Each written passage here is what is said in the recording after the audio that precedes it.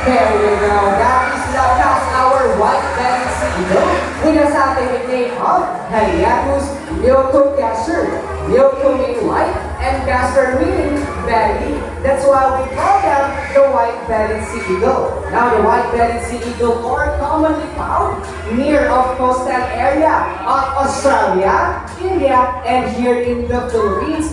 Now, the white-bellied sea eagle, or the second largest eagle here in the Philippines, with a wingspan that can reach up to 2.2 meters or 7.2 feet. So, ganyan mo kalapad yung kanilang mga pakap, lalong-lalo na pag nasa alon sa isda, Silakas po. Palakpakan po natin Silakas, guys. Okay? Kung Silakas po yung second largest eagle here in the Philippines, the largest one will be the Philippine monkey-eating eagle or the Philippine eagle swan. Ayan. Okay, nalakas muna kay Kuya Michael. Ayan. So, by the way, guys, as I said kanina, raptors practice food parasitism.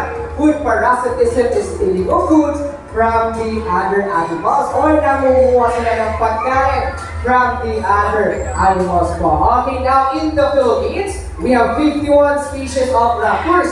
Here in Davao Crocodile Park in Zoo, we have 4 species of raptors, namely the Brahminic kite, the white-bellied sea eagle, the Philippine serpent eagle, and syempre, yung ating eastern grass owl. And that's all for our raptors, guys. Palakpakan po natin sila. And syempre, yung kanyang pogi